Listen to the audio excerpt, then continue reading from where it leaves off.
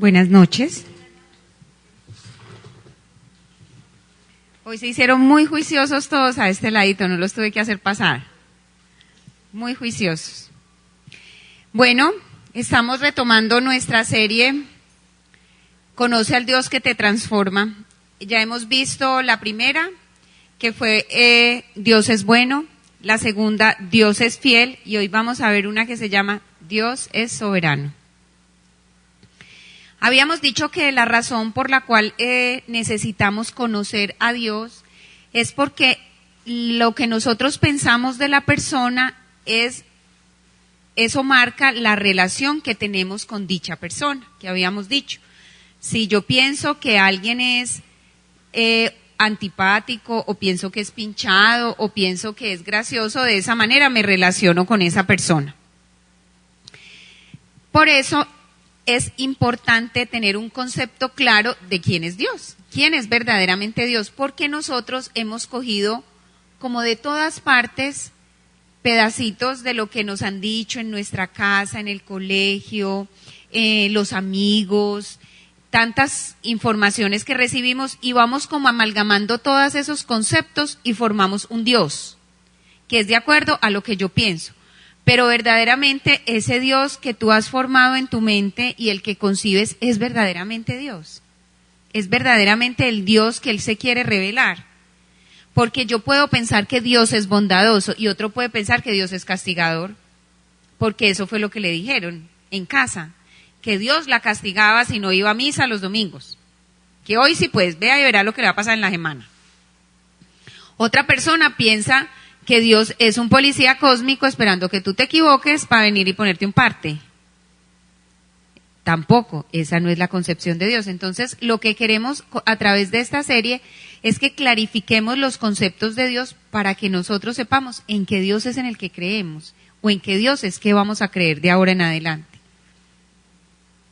Además, acuérdense que dijimos que lo que pensamos de Dios es la cosa más importante en nuestras vidas.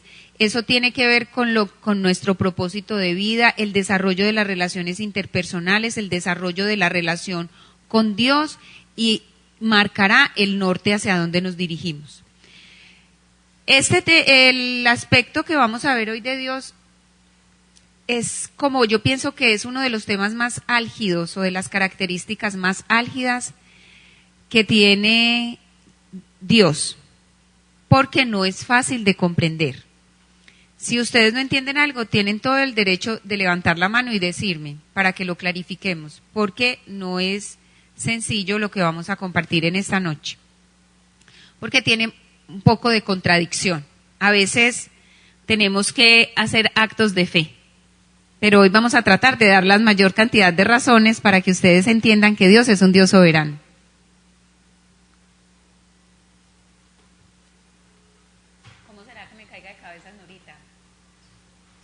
Bueno, gracias. Isaías 44 del 6 al 8.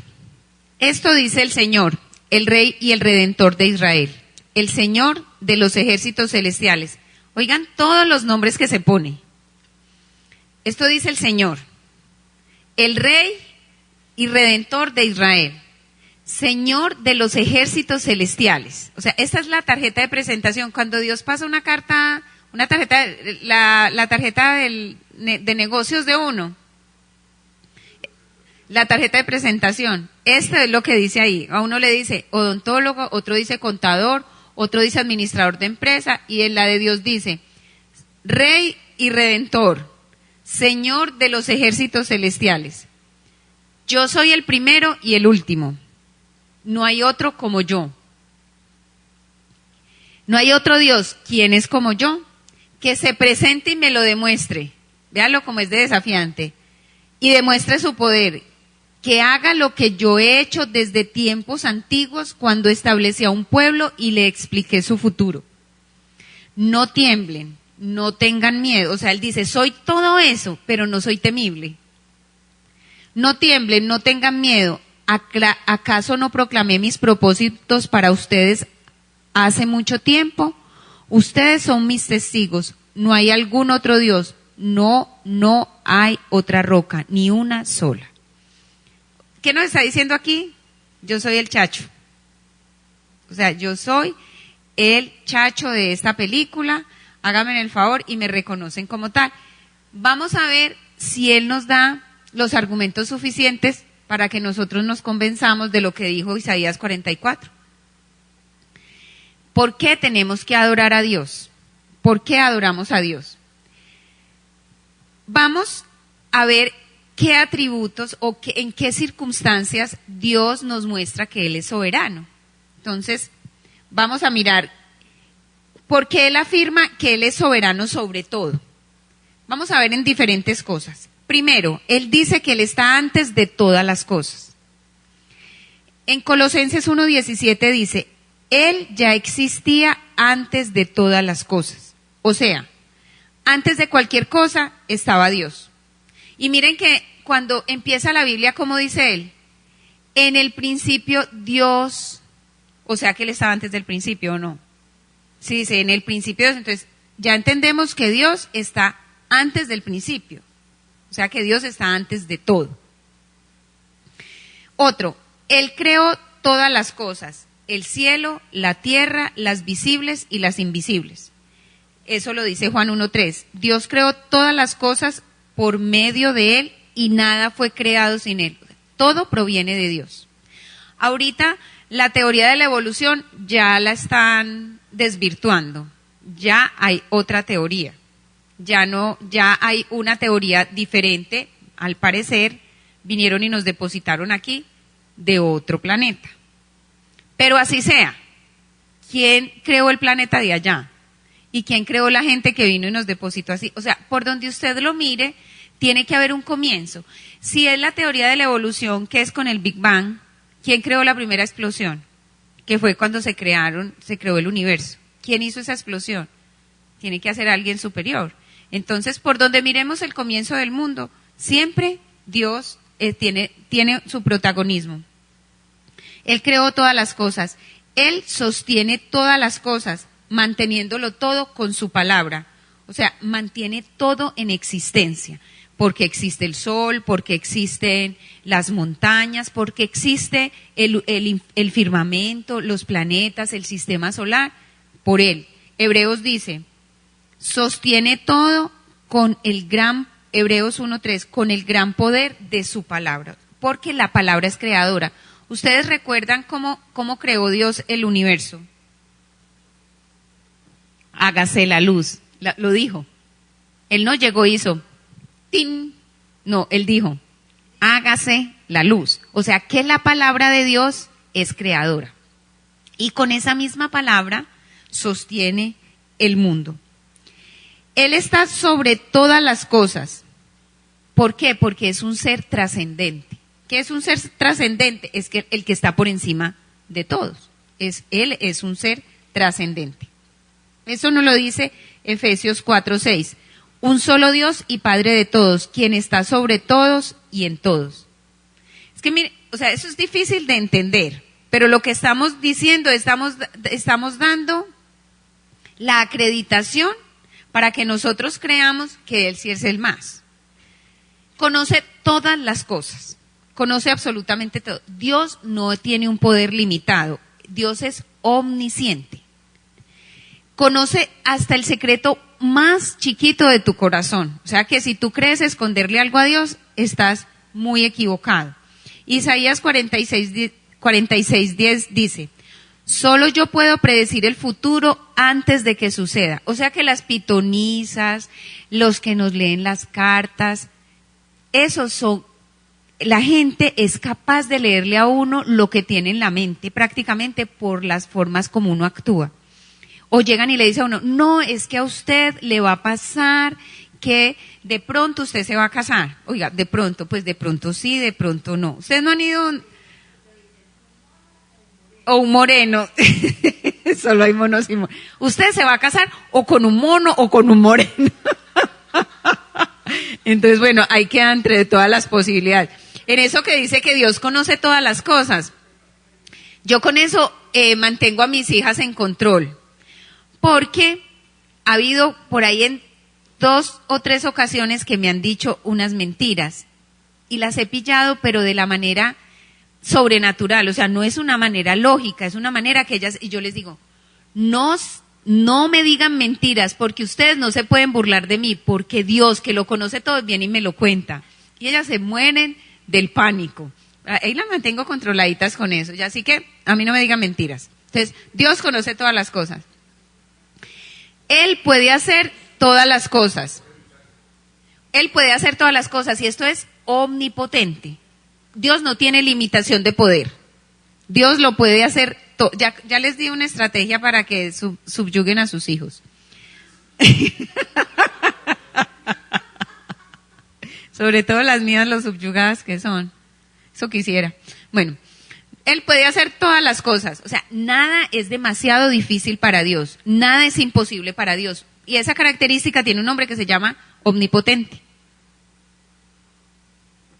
Jeremías 32:27 dice, yo el Señor, Dios de todos los pueblos del mundo, ¿hay algo difícil para mí? Fue capaz de engendrar un bebé solamente con la parte femenina, sin haber tenido una interacción masculina. Fue capaz de hacer que Sara engendrara un bebé a los 90, 100 tenía era Abraham. Sí, señor. Otra cosa, Él logra todas las cosas. Lo que Dios planea, eso ejecuta. O sea, Él no se queda como con los planes a medias tintas. Todo lo que Él planea, eso logra todo lo que se propone. En Efesios 1:11 nos dice, hace todas las cosas que resulten de acuerdo a su plan. O sea, Dios tiene un plan y Él lo ejecuta. Sea lo que sea. Acuérdense que en el Evangelio decía, si es que las piedras, y si ustedes no hablan, las piedras hablarán. O sea, no podemos trocar un plan de Dios. No creamos que somos tan potentes y tan completamente fuertes que somos capaces de truncar un plan de Dios. Eso es imposible. Él gobierna sobre todas las cosas. Eso es soberanía. Tener un gobierno sobre todo. Todo el poder y la fuerza está en las manos de Dios. Así como un rey terrenal gobierna sobre su territorio, Dios gobierna sobre la creación, porque ese es su territorio. En Primera de Crónicas 29:11 nos dice, todo lo que hay en los cielos y en la tierra es tuyo, oh Señor, eso es tu reino. Otra cosa es que Él está en control de todo, está en control de todas las cosas. El Salmo 115 nos dice, Dios está en el cielo y hace todo cuanto quiere. O sea que Dios hace todo cuanto le da la ¿qué? La gana. Exactamente, la voluntad. Dios hace todo lo que quiere. ¿Pero por qué puede hacer todo lo que quiere? Pues porque es el dueño de todo. Porque el dueño, cuando el muchachito que es el dueño del balón no quiere jugar, todos los demás se quedan quietos. O sea que Dios está en control de todos. Está en control de los reyes. Dios es soberano sobre todos los soberanos, porque Él dijo ahorita, soy rey de reyes. Lo dice Apocalipsis 19, dice, rey de todos los reyes y señor de todos los señores. También está en control de los eventos humanos, que ahí es cuando nosotros empezamos como, a ver, el Salmo 33 dice, el Señor frustra los planes de las naciones y hace fracasar todas sus intrigas. Ahorita vamos a ir aclarando, porque ustedes empiezan, ¿cómo así? Entonces Dios me puede hacer fracasar un plan. ¿Ustedes qué piensan? Que sí. Que sí puede hacer fracasar un plan. Otra cosa, controla a Satanás. ¿Ustedes han leído a Job? Cuando Satanás fue a tocar a Job, ¿qué fue lo primero que tuvo que hacer? Pedirle permiso a Dios. Y Dios le dijo, un momentico, tóquele las posesiones nomás. Y después le dio permiso para que le tocara la salud. Pero le dijo, pero no le quite la vida. Mire que Dios tiene potestad sobre Satanás. Y también tiene potestad sobre nuestras decisiones humanas. Pero Dios sabía lo que iba a suceder y su plan predeterminado se llevó a cabo cuando Jesús fue traicionado. Miren, Dios sabía que Judas iba a entregar a Jesús y no se opuso a ese plan, sino que lo permitió. No fue que Dios engendrara ese deseo en Judas, porque Dios es bueno y de algo bueno no puede salir nada malo, sino que Él permitió que eso se diera porque eso cumplía un propósito superior. Vamos a ir desarrollando poco a poco para que vamos entendiendo, porque esto no es sencillo, pero es muy poderoso. Cuando ustedes lo entiendan, va a transformar sus vidas porque les va a traer una cosa muy importante: paz. Les va a traer paz y les va a traer descanso. Por ahora no, en este momento no, pero al final sí. Si no, ¿qué quiere decir soberanía? Por encima de todo, superior a otros, el mejor, mayor en poder, en rango, en autoridad, tiene posición de legislar, es rey, independiente de todos los demás, excelente, espectacular, persona que posee soberanía o autoridad y poder, como un monarca o un gobernante. Sabemos que eso es soberanía. Ya ahorita, soberanos, pues yo pienso que reyes, ¿quiénes hay? No, la única es la reina Isabel, y la verdad, ella tampoco puede gobernar, porque ella está supeditada a un, ¿cómo es que se llama? Se me olvidó cómo se llama el... Sí, pero ellos legislan bueno.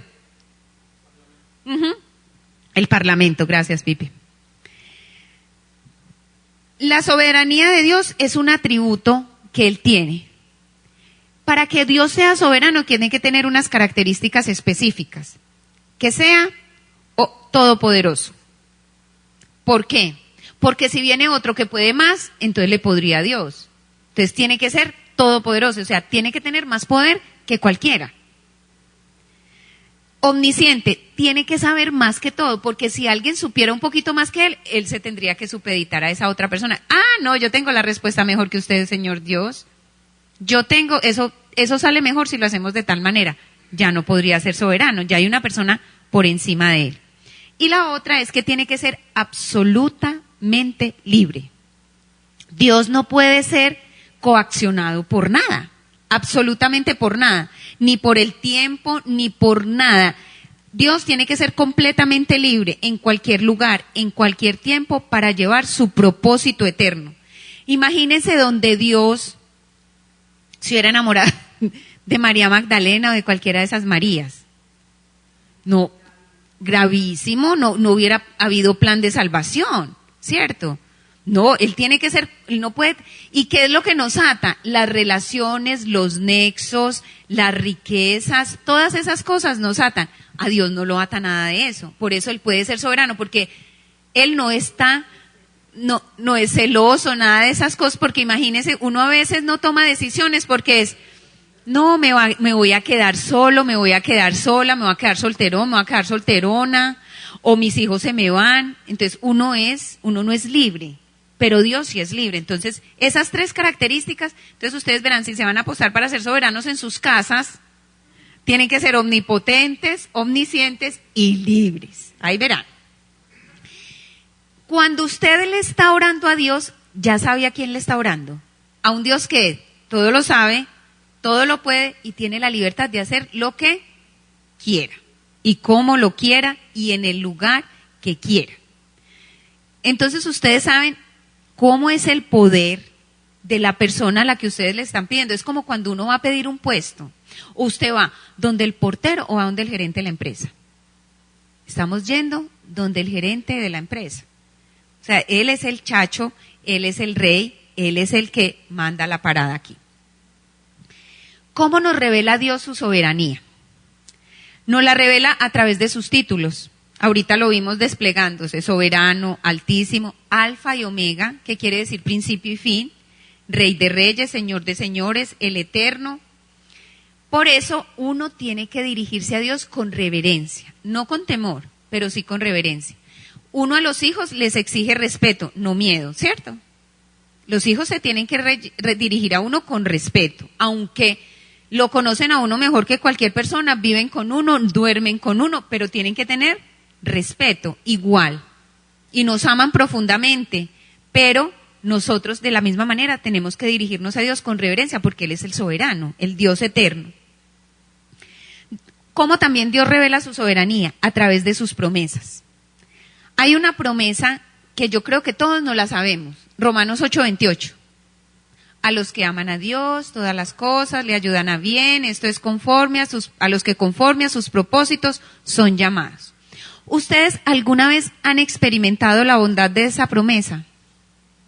Que pasó algo en sus vidas y ustedes pensaron que era lo peor y resultó siendo lo mejor. ¿Sí lo han vivido? ¿Cumple la promesa? Para uno cumplir un tipo de promesas de esta, ¿cómo puede ser? Soberano, tiene que tener dominio sobre todo, ¿no? Tú le puedes prometer eso a tu hijo y tú no tienes el poder de cumplirlo amándolo como lo amas y estando por encima de él en rango, pero no en poder. Puede que en poder sí para sacar una chancleta y asentársela en la cabeza o lo que sea, pero no tiene poder para cambiarle la forma de pensar, no tiene poder para hacer lo que haga, lo que no quiere hacer. Entonces, Dios es el único que puede hacer eso. Otra cosa, otra promesa que Dios ha dado y que nos muestra que Dios hace que las cosas confluyan para que lleguen a un fin último, que es esta, que está en Filipenses 2, 9 al 11. Por lo tanto, Dios lo elevó al lugar del máximo honor y le dio el nombre que está por encima de todos los demás nombres, para que ante el nombre de Jesús se doble toda rodilla en el cielo y en la tierra y debajo de la tierra y toda lengua declare que Jesucristo es el Señor para la gloria de Dios. Esto es algo que Dios está prometiendo que va a ocurrir en el futuro, pero ahora ocurre. Yo no sé si ustedes alguna vez han tenido la oportunidad de ver una oración cuando se hace liberación de una persona o cuando se hace un exorcismo. ¿Cuál es la herramienta y cuál es el arma? El nombre de Jesús. Usted dice, en el nombre de Jesús, y eso es como exactamente eso, se dobla toda rodilla. O sea, cae lo que esté dominado por el enemigo. Entonces, es otra promesa que nosotros tampoco seríamos capaces de cumplir. Solamente un Dios que tiene poder sobre lo visible y lo invisible es capaz de cumplir un tipo de promesas como esta. Otra manera que Dios ha revelado su soberanía es a través de la historia. Ustedes conocen la historia de Israel. ¿Cómo empezó la historia de Israel? Él llegó y le dijo a Abraham, oiga Abraham, vea, váyase de su tierra y de su parentela que yo de usted voy a hacer una nación. Y los va a llevar a vivir a una tierra que se llama Canaán, donde va a manar leche y miel. ¿La cumplió? La cumplió. Y la ha cumplido hasta ahora. Porque después del holocausto y todo eso, hay un Israel, ¿o no? Una cosita así chiquitica, pero está el Israel. La historia de José, ustedes la conocen. El pobre José que le fue más mal, pero al final le fue muy bien. José va de mal en peor, en todas las situaciones. Mal, fue vendido como esclavo, después lo meten a la cárcel, fue vendido como esclavo, ya por fin le va bien en la casa donde lo tienen, después lo meten en la cárcel, lo olvidan, le incumplen las promesas, pero después termina siendo el segundo al mando de Egipto. ¿Qué entendía José a través de todo esto? Que Dios era soberano, porque mire lo que les dijo a los hermanos, que fueron los primeros que lo vendieron, que les dijo, ustedes se propusieron hacerme mal, pero Dios dispuso todo para bien, Romanos 8:28, Él me puso en este cargo para que yo pudiera salvar la vida de muchas personas. Miren Dios cómo va orquestando la vida de los seres humanos para cumplir una promesa, que Israel permaneciera en el tiempo, porque si José no estaba en Egipto, para ese momento Israel hubiera muerto de hambre. Porque era Jacob y su familia, que eran 12 hijos, ellos estaban viviendo en Canaán y allá en toda la tierra había hambruna y ellos vinieron donde José, que estableció un plan para mantener a todo el mundo con comida y por eso ellos se pudieron alimentar, no murieron de hambre y se establecieron en Egipto. Miren cómo orquesta todo para solamente conservar la vida de un pueblo que se llama Israel y cumplir una promesa que él hizo. Cuando se asentaron en Israel terminaron siendo 3 millones de personas donde llegó solamente una familia con 12 hijos. Fueron 3 millones de personas las que salieron en el Éxodo. ¿A dónde? A la tierra que emana leche y miel, que era lo que Dios les había prometido. ¿Es soberano? Es soberano. ¡Qué fecundidad! ¿Pero cuántos años? 400. En 400 años. Muchas, sí, de todas maneras, sí. Y eso que los egipcios hacían, ¿se acuerdan? ¿Por qué Moisés fue el rescatado de las aguas? Porque los egipcios les dijeron que todos los hombres los tenían que matar. Y aún con eso fueron 3 millones.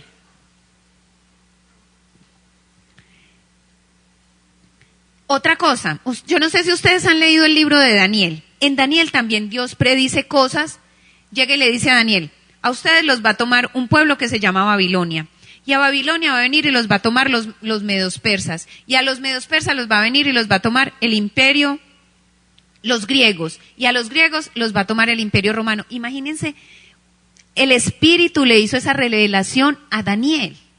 ¿Cuántos años después? O sea, eran 4 dinastías. Y Dios le dijo a Daniel que eso iba a pasar. ¿Y eso qué?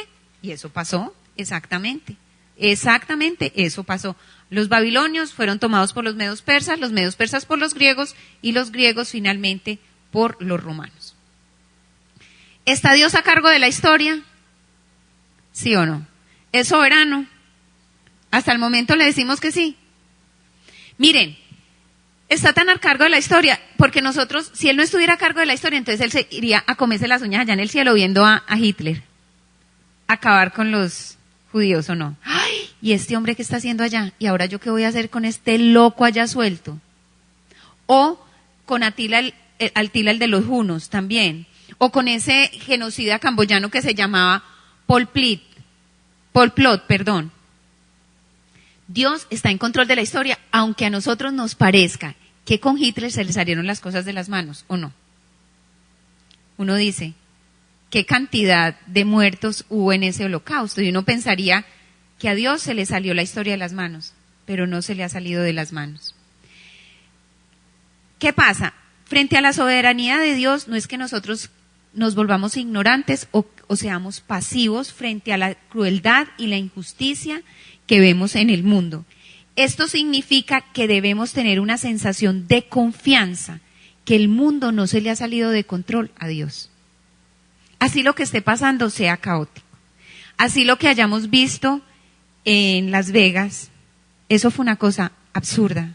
Pues eso es una cosa absurda. Y uno dice, ¿dónde está Dios? Y yo me imagino que muchas personas se preguntan, ¿dónde está Dios? Pero detrás de todo eso hay un plan, por grotesco que parezca. Y ahorita vamos a ver por qué detrás de todo esto hay un plan. Entonces hemos visto que Dios revela su soberanía a través de sus títulos, a través de sus promesas, a través de la historia y a través de las profecías cumplidas. ¿Cuál es la profecía más impactante que Dios ha cumplido? El Mesías.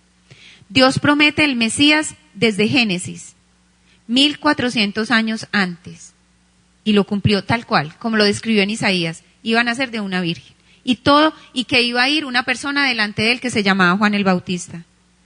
O sea, Dios cumple sus promesas. A través de Jesucristo también. ¿Por qué? Porque muestra su soberanía a través de Jesucristo.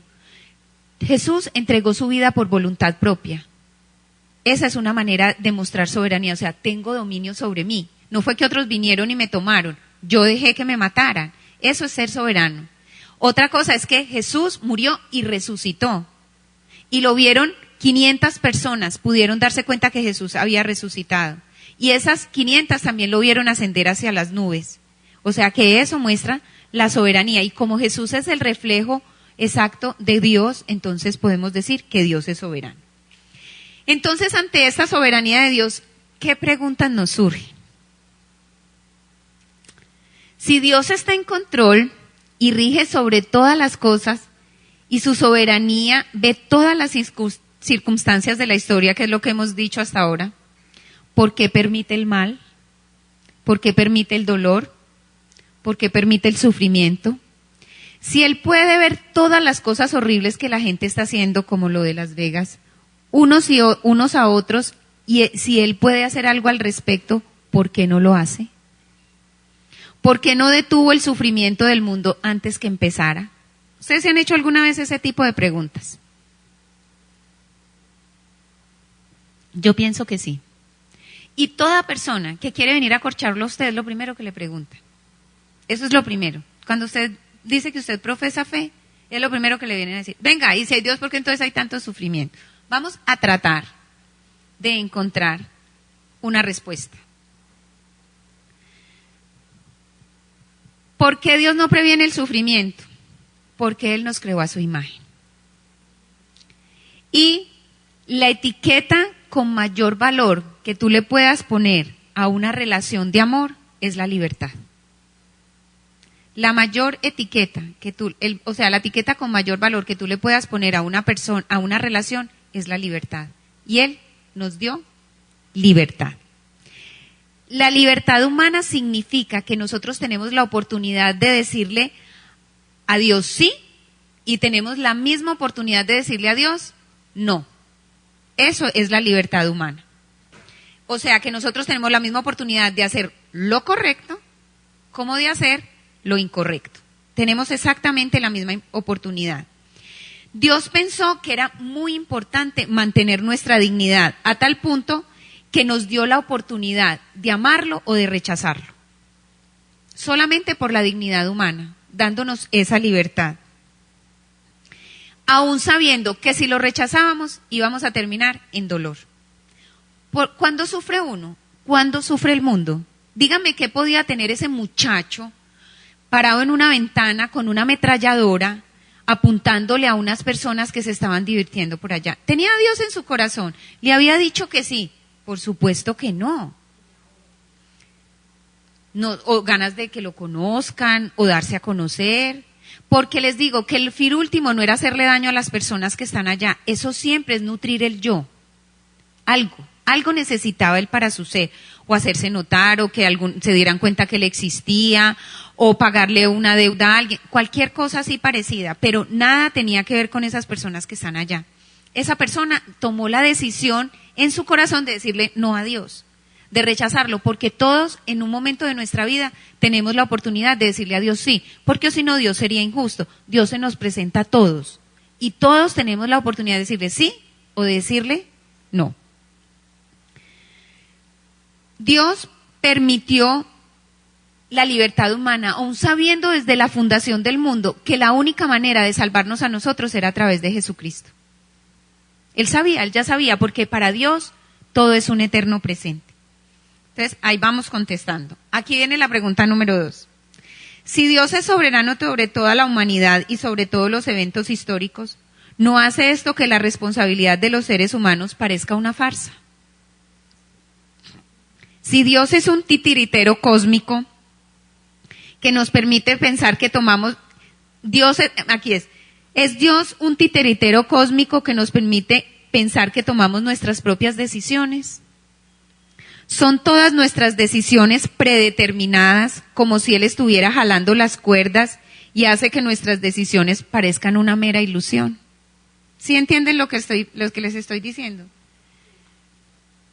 Eso también nos lo preguntamos, porque como nos dice que somos elegidos, somos escogidos, entonces, bueno, Dios, si usted maneja todo, si usted controla mis decisiones, si usted eso, entonces yo qué responsabilidad tengo frente a lo que hago. Entonces no tengo ninguna. Por supuesto que la respuesta a estas preguntas es no. No, Dios no es un titiritero cósmico, Dios no hace que nuestra responsabilidad parezca una farsa, y Dios no está jalando las cuerdas de nosotros. La Biblia nos enseña claramente que Dios es soberano, pero también nos enseña que nosotros somos responsables de nuestras decisiones.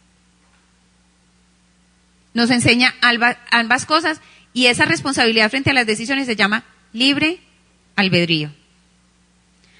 Nosotros seremos recompensados cuando tomamos decisiones responsables y juzgados cuando tomamos malas decisiones. ¿Eso lo tenemos claro o no? Eso lo dice en la Biblia. Entonces, ¿tenemos responsabilidad sobre las decisiones, sí o no? Sí. Si en la Biblia nos dice que que seremos recompensados si actuamos bien, y seremos juzgados si actuamos mal, o sea que tenemos responsabilidad frente a nuestras decisiones. Pero debe de haber un balance entre la soberanía de Dios y la responsabilidad de nosotros. Y ahí es donde uno empieza, bueno, ¿y dónde es el límite? ¿Y hasta dónde llega Dios y hasta dónde llego yo? Porque es ahí donde todos empezamos como a dudarnos. Entonces hay un balance, mire, Dios es absolutamente soberano y ninguno de sus planes puede ser frustrado, y está en control de toda la gente y de la historia, ya lo dijimos. Pero la Escritura también nos dice que nosotros somos libres, agentes morales, que tomamos decisiones y que nuestras decisiones pueden impactar las cosas a la eternidad. ¿Qué les voy a decir yo como creo que son las cosas? Yo considero que Dios tiene un propósito superior, que es la salvación de la humanidad. Lo que apunte a ese propósito principal de Él, se da, porque se da. Y pasa por encima de nuestras decisiones si lo que nosotros vamos a hacer afecta ese propósito principal. Pero si lo que tú vas a hacer no lo afecta, deja que tú te equivoques y aprendas de tu equivocación. Y retomes. Y si no retomas, a que te pierdas en tu equivocación. Bueno, voy a leerles aquí otra cosita y ya les digo.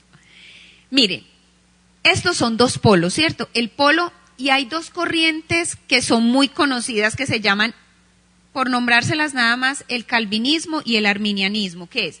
Los calvinistas dicen que Dios es soberano y manda y rige, se acabó.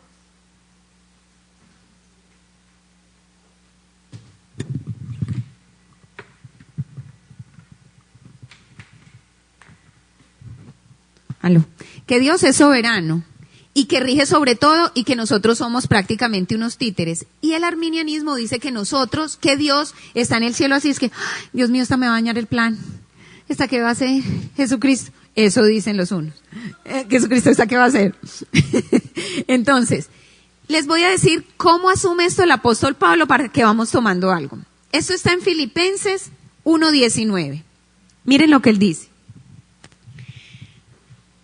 Por si, esperen que es que lo copié con mi letra. Bueno. Porque sí, gracias a las oraciones de ustedes y a la ayuda que me da el Espíritu Santo, todo resultará en liberación. Escuchen lo que él está diciendo aquí, miren. Gracias a las oraciones de ustedes, ¿eso qué es? La intervención humana, ¿o no? ¿Cierto? Ahí está mi parte. Y a la ayuda del Espíritu Santo. ¿Y ahí está la ayuda de quién? De Dios. Todo resultará en liberación. Entonces, Pablo conocía que había dos fuentes, dos corrientes, pero él las asume a las dos, ¿sí me entiendes? No deja la una de quitarle la responsabilidad a la otra. Miren, Iberal dice, si ustedes oran y si interviene el Espíritu Santo, de pronto a mí me liberan de la cárcel. Porque él hubiera podido decir, es que si Dios quiere me liberan de la cárcel, tranquilos, relájense, no oren. Miren que no. Él dice, con las oraciones de ustedes y con la acción del Espíritu Santo.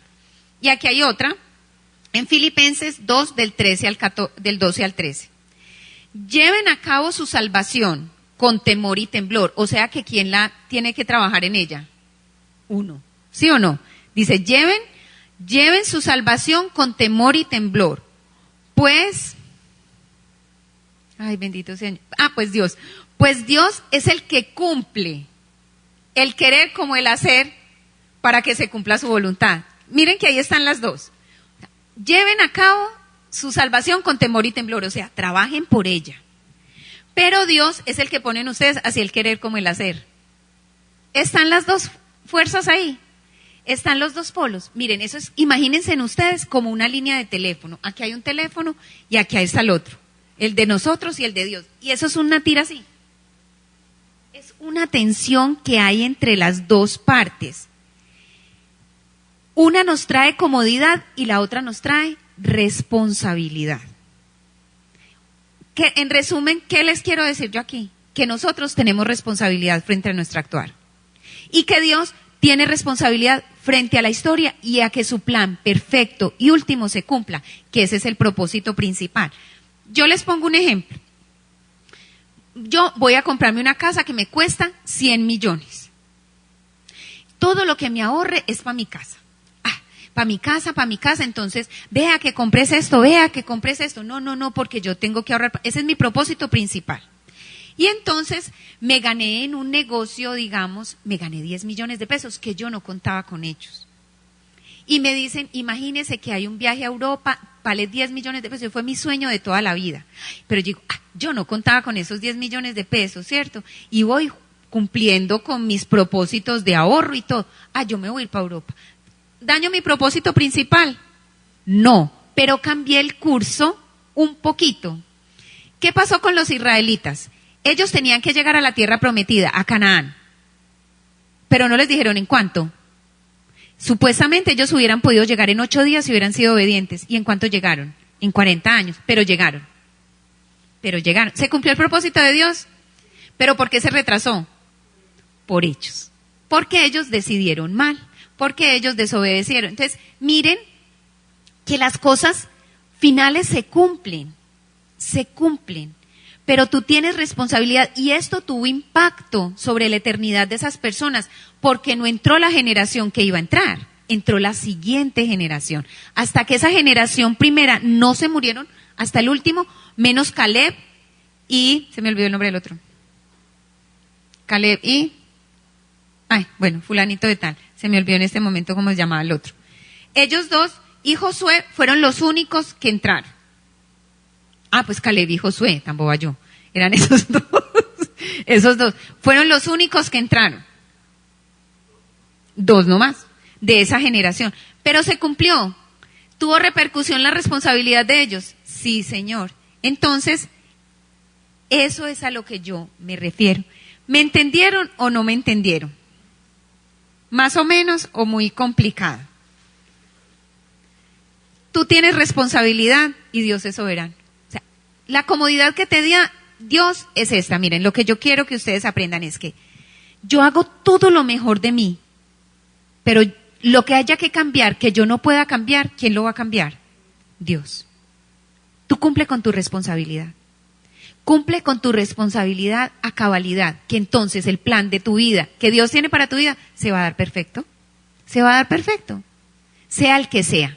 De pronto no es el plan que tú quieres, porque Dios no está interesado en tu comodidad y en tus cosas. Dios está interesado en moldear en ti a Jesucristo. Y ese es su propósito principal contigo. Y todo lo que confluya ya te lo va a permitir. Pero lo que no confluya va a poner obstáculos a ver si tú obedeces. Y si no obedeces te va a dejar que caigas. Y si sigues desobedeciendo, pues te perderás. Porque acuérdese lo que dice. Cuando tú tienes un buen comportamiento eres recompensado y cuando tienes un mal comportamiento eres juzgado. Es muy rico descansar en la soberanía de Dios. Es muy agradable cuando tú haces todo lo posible y las cosas no funcionan. Tú dices, bueno, Señor, entonces esto es parte de tu plan. Entonces ahorita cumple una promesa. A los que aman a Dios, todas las cosas le ayudan a bien, esto es conforme. Entonces esto es conforme a los propósitos por el cual yo he sido llamado. Entonces, Señor, descanso. Por eso, en una es responsabilidad y en otra es comodidad. En una te exige, en otra descansa. Y así debes llevar tu vida. No puedes dormirte en los laureles como les decían a uno las mamás. Tienes que ser una persona responsable. ¿Cómo respondes ante la soberanía de Dios? Entregándole lo que tienes, lo que eres, tu tiempo, tu vida, tus sueños, tus anhelos, tus planes, todo lo que eres, si tú le perteneces, si a él le pertenece todo el mundo, entonces entrégaselo. Eso es de él, tú eres su creación. Entendamos que nosotros no nos pertenecemos, que nosotros hemos sido comprados por un precio. Y él pagó la vida de su hijo por cada uno de nosotros. Nosotros no nos pertenecemos. Dios, yo les pregunto, ¿tiene Dios en sus corazones el lugar que tiene en el universo? Miren que en el universo Él es el soberano. Él es el soberano. En el corazón de ustedes tiene el mismo lugar. La verdad no, por eso es que tropezamos tanto y no logramos cumplir ese plan de Dios para nuestras vidas. Creer que todo lo que llega a tu vida es permitido o decretado por un Dios bueno que lo usará para tu beneficio. Mire, está muy de acuerdo con las otras dos características que yo les di. Porque si tú crees que toda tu vida reposa en manos de un Dios bueno, como ya les enseñé, y de un Dios fiel, ¿a qué le temes? ¿A qué le tienes miedo? ¿A qué le tenemos miedo? ¿Por qué nos da miedo entregarle nuestras vidas a Él? Y decirle, uno se muere del pánico. Decirle, heme aquí, Señor, hágase en mí tu voluntad. Y uno empieza, ¿con quién me irá a casar? Pues mi chica, ¿qué tal que sea uno bien feo? O que me deje soltero. O el trabajo que me dé con un jefe bien maluco. Pero si nosotros hemos escuchado las otras dos características, sabemos que no, que Dios es bueno, entonces Dios está inclinado a sonreírte y de darte lo mejor, de lo mejor, de lo mejor, de lo mejor. Fuera de eso es fiel, o sea, Él es bueno, no tiene otra cosa sino ser fiel, fiel a tu palabra, fiel al amor que tiene por ti, fiel a todo, es la única persona que jamás te dejará ni te desamparará. Entonces, si tú entiendes eso y sabes que Él todo lo sabe y todo lo puede, ¿por qué nos da trabajo entregarnos a Él? ¿Saben por qué? Porque nosotros pensamos que tenemos mejores planes que Él. Y ahí es cuando nos tenemos que acordar, Él es todopoderoso, Él sabe más que yo. ¿Sí ven por qué es importante tener todo esto presente? Si tienes un conflicto en tu matrimonio, Dios está en control. Dios lo va a solucionar y lo va a usar para tu bien. Si tienes problemas con tus hijos, Dios está en control. Lo usará para tu bien. Si tu situación económica está complicada, Dios está en control, lo usará para tu bien. Si estás pasando por una depresión, Dios está en control, te va a sacar de ahí y lo va a utilizar para tu bien. Todas las cosas que vienen a tu vida, si tú caminas de la mano de Él, miren, cuando tú haces a Dios el Señor de tu vida, Él toma el control sobre tu vida y hace todas las cosas para que confluyan a tu bien. Así tú te equivoques. Si tú te equivocas, pasa como los israelitas. Le toca doblar rodilla, le toca chillar un ratico, le toca sufrir, pero va donde Él quiere que usted vaya.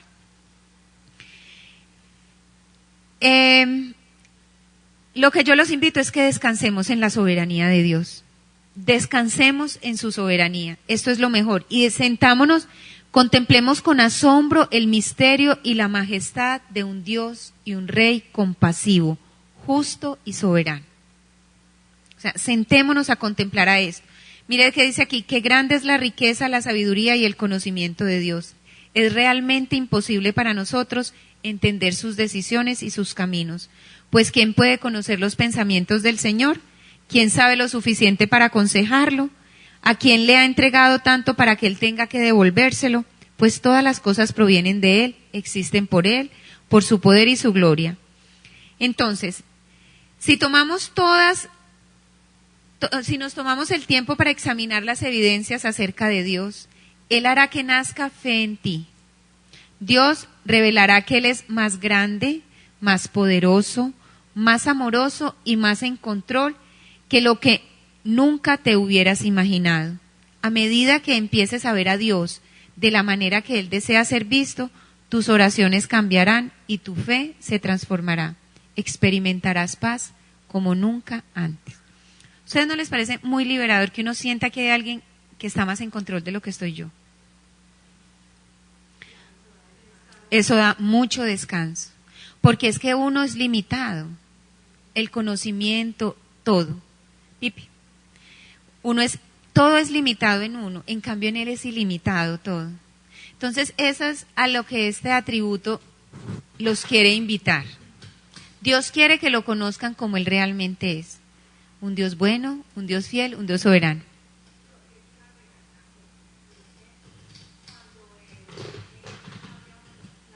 Ajá.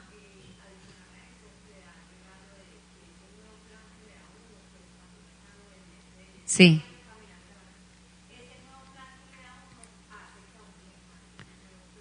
Exactamente.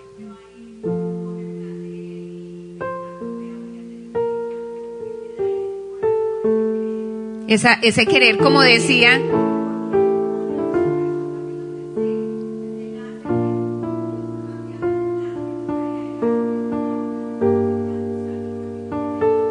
lo que Lore nos está diciendo es que cuando Dios nos cambia los planes, cuando vamos a hacer ese otro plan, Dios le da a uno ese querer, ese nuevo plan, o sea, amar ese nuevo plan.